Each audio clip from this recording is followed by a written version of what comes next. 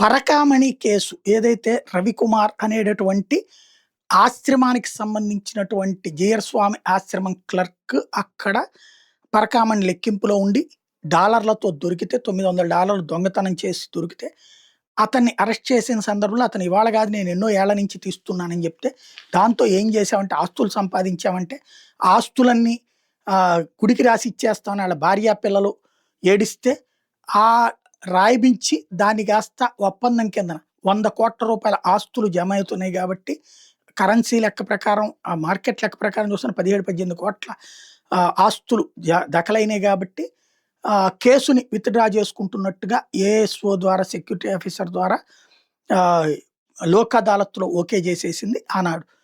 దొంగని దొంగతనం కేసులో శిక్షించాలి తప్పించి అట్లాగా ఆస్తులు రాయించుకుని వదిలేయడం ఏంటి? ప్లస్ ఆస్తులు స్వామివారికే కాకుండా అధికారులు కొంతమంది నాయకులు కూడా వాళ్ళ పేరును కూడా రాయించుకున్నారు అన్నట్టు భానుప్రకాష్ రెడ్డి అభియోగం, మిగతా వాళ్ళ అభియోగం. దాని మీద భానుప్రకాష్ రెడ్డిని టార్గెట్ చేస్తూ కొంతమంది అట్లట్లాగా అసలు భానుప్రకాషే 5 కోట్ల రూపాయలు డబ్బులు అడిగాడు వాళ్ళ ఆవిడ్ని, ఆమె ఇవ్వలేము ఆల్రెడీ ఆస్తి అంతా రాసిచ్చేసామని చెప్పినందుకు గాను దీన్ని టేకప్ చేశాడంటూ భానుప్రకాష్ రెడ్డి మీద ఆరోపణలు చేస్తే భానుప్రకాష్ రెడ్డికి అనుకూలంగా ఈ కొంతమంది ఈ హిందుత్వవాదులు లేదా ఐఏఎస్లు మాజీ ఐపీఎస్లు మీటింగ్ అయ్యి ఆయనకి మద్దతు ప్రకటిస్తే ఆ రోజున ఆయన కంటతడి పెడితే ఈ పరిణామాలన్నీ చోటు చేసుకుని ఇప్పటిదాకా. ఇంతకుముందు నేను ప్రస్తావించాను, ఇందులో వెంకటేశ్వర స్వామి ఏమనుకుంటున్నారు? ఆ తప్పు చేసిన వాడికి శిక్ష పడాలని కోరుకుంటున్నారా, లేకపోతే తప్పు చేసిన వాడి ఆస్తిని తీసుకుని అతనికి ఇప్పటికే బ్యాడ్ పాపులర్ అయిపోయాడు కాబట్టి అతను మానసికంగా జీవితకాలం అతని కుటుంబం అంతా కుంగిపోతుంది కాబట్టి క్షమించి వదలాలనుకున్నారా? అది స్వామివారే తేలుస్తారు. ఎందుకంటే ఇందులో దాదాపుగా ఆ 17 కోట్ల రూపాయలు విలువైనటువంటి రిజిస్ట్రేషన్ వాల్యూ అయ్యేటటువంటి దానికి ఆయన టీటీడీకి అందించడానికి అవసరమైనటువంటి రిజిస్ట్రేషన్ ఛార్జీలు ఒక మాజీ సుప్రీంకోర్టు న్యాయమూర్తి గారు పెట్టుకున్నారు. అంటే ఆయనకి అది జెన్యూన్ అనిపించింది అన్నటువంటి పాయింట్ని ఇంతకుముందే ప్రస్తావించాం. అయినా సరే గట్టిగానే లాగారు పరకామణి. ఇప్పుడు కేసు పతాక స్థాయిలోనే ఉంది. మొన్న హైకోర్టు దాని మీదన అడిషనల్ డీజీ స్థాయి అధికారితో విచారణ చేయమని చెప్పింది.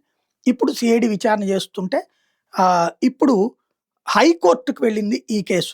హైకోర్టు ఇప్పుడు పరకామణి కేసులో కౌంటర్లు వేయమని రవికుమార్కి ఏవిఎస్ఓ సతీష్ కుమార్కి ఆదేశాలు ఇచ్చింది. లోక్ అదాలత్లో రాజీ అసలు ఒకసారి లోక్ అదాలత్లో రాజీ పడితే ఇక అది కట్ చేయడానికి వీలు కాదు. ఇప్పుడు లోక్ అదాలత్లో పడిన రాజీని కొట్టేశారు న్యాయమూర్తి కాబట్టి అది చెల్లుతుందా లేదా అన్న దాని మీద కూడా ఇది ఒక రాజ్యాంగబద్ధమైన ప్రశ్న అన్నమాట. ఇప్పుడు తిరుమల తిరుపతి దేవస్థానం పరకామణి చోరీ కేసులో రాజీ చేస్తూ లోక్ అదాలత్ ఇచ్చిన ఉత్తర్వులు అవార్డు చట్టబద్ధతను తేల్చేందుకు సుమోటో వ్యాజ్యం మీద శుక్రవారం హైకోర్టు ధర్మాసనం విచారణ జరిపింది. చోరీ ఆరోపణలు ఎదుర్కొంటే సివి రవికుమార్తో పాటు ప్రతివాదులైన పరకామణి అప్పటి assistant vigilance security officer AVSO Satish Kumar, దేవాదాయ శాఖ ముఖ్య కార్యదర్శి, ఏపీ న్యాయ సేవాధికార సంస్థ కార్యదర్శి, తిరుపతి మండల legal services committee chairman, CID DG, Tirumala Tirupati దేవస్థానం ఈఓ, సివిఎస్ఓ, తిరుమల మొదటి పట్టణ పోలీస్ స్టేషన్ ఎస్హెచ్ఓలకు నోటీసులు జారీ చేసింది. పూర్తి వివరాలతో కౌంటర్లు దాఖలు చేయాలని ఆదేశించింది. తదుపరి విచారణ నవంబర్ 17కు వాయిదా వేసింది. హైకోర్టు న్యాయమూర్తులు justice R Raghunandan Rao, justice Subhendu అధికారులు సామంతతో కూడిన ధర్మాసనం శుక్రవారం ఉత్తర్వులు ఇచ్చింది.